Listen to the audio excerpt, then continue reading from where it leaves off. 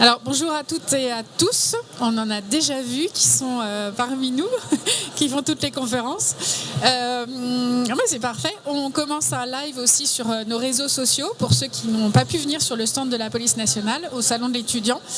Alors là on va être au cœur du sujet et de la flamme de nos policiers, de pourquoi ils font ce métier-là. Cécile, tu vas te présenter. La thématique là, de notre conférence, et on attend vraiment toutes vos questions, sur le live comme en vrai, c'est donc l'accompagnement des victimes. Donc quand je disais qu'on est au cœur de ton action, Cécile, est-ce que tu peux nous dire qui tu es, d'où tu viens, quelles sont les qualités pour faire ce métier-là et en quoi consiste ton métier? Je ne vais pas te demander si tu as une journée type, c'est quoi ton quotidien, parce que non, je sais que tu t'ennuies jamais dans ton quotidien. En revanche, voilà, qu'est-ce que c'est que l'accompagnement des victimes? Qu'est-ce qu'on entend par victime même? Et puis tu nous feras un petit focus aussi sur la PNAV. Alors comme je l'ai dit tout à l'heure, on adore les acronymes en police, mais PNAV, on va vous expliquer ce que c'est. Cécile, à toi. Bonjour à tous. Donc je m'appelle Cécile, comme l'a dit ma collègue. Donc moi je suis policière depuis plus de 20 ans déjà. C'était une vocation pour moi ce métier, c'était une évidence, j'ai toujours voulu faire policière. J'ai passé le concours en même temps que le baccalauréat. Je suis rentrée à l'école de police très jeune. J'ai fait mes premières années en police secours, comme beaucoup de collègues. On commence par un commissariat dans lequel on apprend énormément de choses. Ensuite de police secours, je suis partie faire d'autres directions. J'ai pu faire un peu de renseignement, j'ai fait du cyberharcèlement, j'ai fait du cybercriminalité, j'ai fait des appels d'urgence et je suis aujourd'hui donc à la plateforme numérique d'accueil des victimes. Donc ça, mon travail, la PNAV. voilà la plateforme PNAV, numérique voilà d'accueil des PNAV, victimes. plateforme numérique d'accompagnement et d'accueil des victimes. Donc les victimes déjà, est-ce que je peux vous demander pour vous une victime, on peut être victime de quoi à votre avis? De tout, oui. C'est vrai, on peut être victime de tout. On peut être victime d'escroquerie, de vol, d'agression, d'un vol de téléphone portable, victime d'attouchement, victime d'agression sexuelle, victime de viol et victime de violence conjugale. Donc mon travail est en priorité axée sur les violences conjugales, mais on s'occupe aussi des victimes de cyberharcèlement. Malheureusement, Internet aujourd'hui cause beaucoup de problèmes au niveau du cyberharcèlement sur les réseaux sociaux. Et on s'occupe également de la discrimination. Ça depuis peu, je crois, sur la plateforme. Depuis peu, oui, tout à fait. Comme la cyberharcèlement a vraiment explosé, du coup, on a pris aussi cette spécialité-là. D'accord. Et j'ai l'impression, du coup, que cette plateforme, c'est comme un petit commissariat à dispo 24 heures sur 24. Qui sont les gens qui animent? Tu es accompagné d'autres policiers. Est-ce que tu peux nous préciser, parce que quand tu as donné ton parcours, on a vu que tu avais fait plein de choses, donc encore une fois, ça nous donne de l'eau à notre moulin. On a dit déjà ce matin qu'en police, en police nationale, on pouvait faire plein de métiers, on pouvait progresser, toucher un petit peu à tout. Est-ce que tu peux nous dire je ne vais pas dire les qualités, mais ta motivation au-delà de cette vocation que tu avais depuis toute petite, quelles sont vraiment les qualités attendues pour exercer ton métier aujourd'hui dans cet environnement-là très spécifique du numérique? Parce que finalement, les gens, tu les as au téléphone. Alors pas vraiment, on les a par chat. Vous savez, comme quand on va commander un article à Darty, on n'est pas contente, on va au service après-vente et maintenant on nous propose beaucoup de chats. Donc on chatte avec le commercial, on lui pose des questions, il nous répond, tout simplement. On a mis cette chose en place parce qu'aujourd'hui c'est vrai que parler par chat déjà est devenu quelque chose de courant. On est tous passés au téléphone portable, à l'ordinateur, c'est plus comme avant où il fallait téléphoner, il fallait avoir quelqu'un. Et maintenant la communication a été donc facilitée par le chat. Donc nous on n'a pas les victimes au téléphone, on les a seulement par le chat. Ce qui facilite beaucoup la communication entre elles et nous. Souvent c'est des femmes qui viennent nous parler, aussi des hommes. Attention, je précise, on a aussi des hommes victimes. Mais bien souvent, voilà, ce sont des femmes qui parlent parfois pour la première fois. Donc c'est avec nous qu'elles ouvrent leurs paroles, vraiment.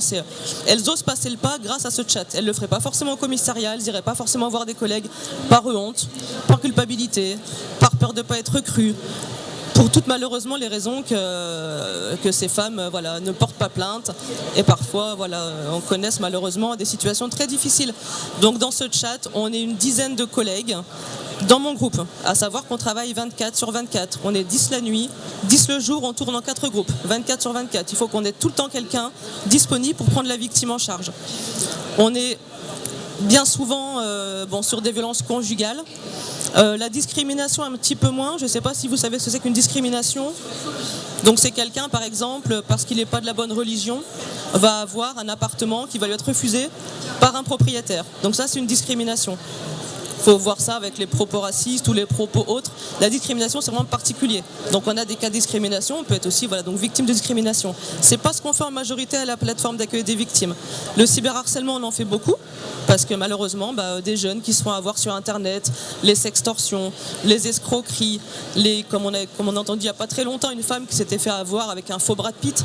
Elle n'est pas isolée, cette pauvre femme. C'est qu'il y a beaucoup de victimes comme elle qui se font prendre sous l'emprise d'une personne, qui se font passer pour quelqu'un qu'ils ne sont pas et à qui ils extorquent énormément d'argent. Donc ces femmes-là aussi viennent chez nous. Et les violences conjugales, malheureusement, une majorité de femmes passent par nous. Ces femmes, il faut savoir, quand on est victime, elles se sentent d'abord coupables. Je sais, ça peut paraître bizarre, mais malheureusement, elles se sentent coupables. Pour elles viennent, elles disent c'est de ma faute, je suis coupable. Donc déjà, il faut leur faire entendre que non, elles ne sont pas coupables. S'il y a bien un coupable, je parle de violence conjugale, s'il y a bien un coupable, c'est l'autre, c'est pas elles. Elles ont honte. Elles ont honte parce qu'elles ne font pas ce qu'il faut à la maison, parce qu'elles n'ont pas dit ce qu'il fallait, parce qu'elles n'ont pas fait ce qu'il fallait. Donc ça, c'est extrêmement difficile. Ces femmes-là, il faut leur faire entendre d'abord, leur faire entendre tout ça. Qu'elles reprennent confiance en elles. Et ça, c'est un travail de très longue haleine pour nous.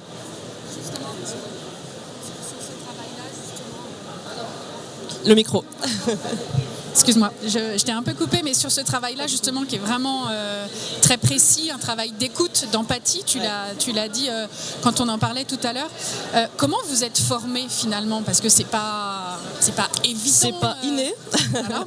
C'est vous pas avez inné. des formations. On a déjà, il y a déjà des personnes qui sont faites plus pour ça que d'autres. C'est pas quelqu'un, on va pas prendre un baqueux, un collègue qui a fait que de la bac toute sa vie, on va pas le mettre chez nous. Par contre, on a des personnes, qui déjà de leur propre parcours ou de leur attachement aux personnes, à l'empathie, vont vraiment être là parce qu'elles aiment ça, elles veulent aider quelqu'un. La patience est une chose, parce que parfois ces femmes, il faut leur expliquer plusieurs fois, elles reviennent parfois une fois, 2 fois, 3 fois, des fois elles reviennent 10 fois sur le chat pour nous dire maintenant je pense que j'ai compris.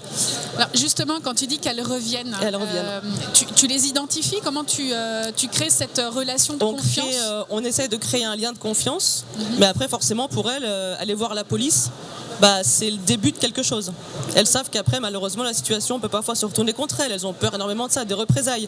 Elles disent non, mais si mon mari apprend que je vous ai parlé, ça va être pire encore pour moi, etc. Donc là, elles peuvent couper la conversation d'un coup. Alors, comment tu fais pour... dans ton équipe, comment vous faites non, j'entends bien, heureusement. Justement, pour garder la personne dans le chat, tu disais tout à l'heure que vous les preniez en charge rapidement. Oui. Qu'est-ce que c'est que cette prise en charge concrètement? Tu lui proposes une solution? Comment tu te mets en lien avec concrètement sur le terrain, et qui sont les autres acteurs après? Parce que bien sûr, heureusement d'autres acteurs jouent avec nous. Tout d'abord, on est évidemment très formés à recevoir ces victimes. Moi, même si j'ai une expérience de par mon passé dans la police, d'aller voir des victimes, les victimes de violences conjugales, j'en ai pas connu énormément dans mon passé. Donc là, on a vraiment une formation très très spécifique, longue. On a plus d'1 mois de formation, et ça va être une formation avec des psychologues pour comprendre le schéma des violences, comment la victime vit tout ça, pour qu'on arrive à comprendre pourquoi elle se sent coupable, pourquoi elle est revenue avec lui alors que ça fait 3 fois qu'elle se sépare et que ça se passe mal. Voilà, il faut qu'on comprenne déjà ces femmes. Donc ça, on a une formation pour les comprendre, formation avec les associations, formation avec... on a par exemple des écoutantes, les formations d'écoutantes, le 3919, le numéro pour les femmes battues. On a aussi une relation avec eux. On a une formation évidemment aussi sur la réglementation, les différentes lois, les différences entre violences conjugales. Il y a la violence conjugale physique, la violence conjugale psychologique, la violence conjugale sexuelle, la violence conjugale financière. Enfin, tout ça, c'est un panel de violences que moi-même, je ne connaissais pas. Donc tout ça, on nous l'apprend, et on nous apprend à gérer la victime. On arrive à les garder sur le chat parce que malheureusement, l'expérience fait qu'on arrive... à leur faire comprendre qu'elles sont victimes, et de là elles nous font confiance parce qu'on connaît ce schéma des violences. Donc on leur dit oui, donc vous voulez dire que votre homme, une fois vous avoir frappé, après il va s'excuser, tout va recommencer comme avant, vous y croyez, et après ça va recommencer? Ah oui, bah en effet, il m'a menti. Donc bref, on leur explique un petit peu ce qu'elles vivent et donc de là, après, elles se disent bah oui, elle sait ce que je vis, donc je peux lui parler parce qu'elle va me croire. Parce qu'être cru, c'est pas facile. Des violences physiques, on a une marque. C'est facile, on prend une photo, regardez, il m'a tapé.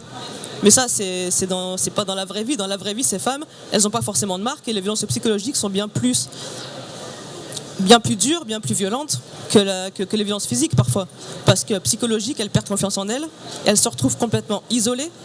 Leur mari va les couper de leur famille, de leurs amis. Elles n'auront plus leur carte bancaire, c'est tout lui qui va gérer l'argent du couple. Elles vont être humiliées, elles vont être dévalorisées. De toute façon, t'es qu'une folle. De toute façon, on dépose plainte, ils te croiront jamais, t'es qu'une folle. T'es une mauvaise mère. Si on se sépare, je te prendrai les enfants. Il y a beaucoup de chantage aussi, malheureusement, dans ce genre de violence psychologique. Et donc tout ça, c'est vraiment pris en compte. On les connaît, on est formé dessus. Et on est vraiment avec elles, on tisse un lien, je ne vais pas dire d'amitié, parce qu'on peut pas non plus s'identifier aux victimes, mais on a vraiment un lien de confiance et la bienveillance que tous mes collègues qui travaillent avec moi, on a tous cette envie vraiment de les sortir de là, quoi, de les tirer, de leur prendre la main, de les tirer vers le haut et de les amener au commissariat pour les accompagner et qu'elles entament des démarches, qu'on les accompagne, qu'on leur explique avec un accompagnement psychologique. Dans chaque commissariat aujourd'hui, on a des pôles psychosociaux.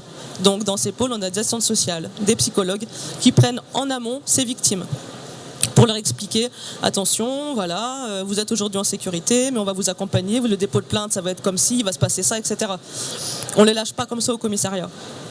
On leur donne des associations, on leur donne tout un panel en fait d'accompagnement possible. Et généralement, heureusement, il y a souvent des très bons résultats et ces femmes finissent par s'en sortir. Et voilà, c'est vraiment notre objectif, qu'elles sortent de ce schéma de violence et qu'elles retrouvent une vie sereine.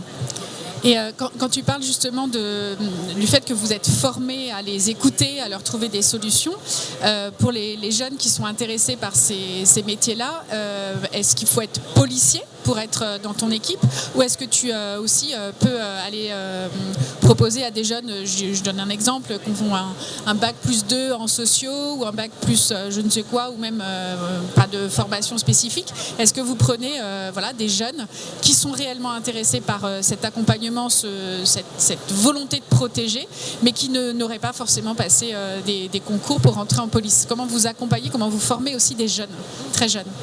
Alors dans la plateforme d'accompagnement des victimes, ce ne sont que des policiers. Voilà, il faut forcément avoir le concours de police et avoir fait quand même de la police secours, être passé par d'autres services. On n'arrive pas à la plateforme d'accompagnement des victimes en sortie d'école.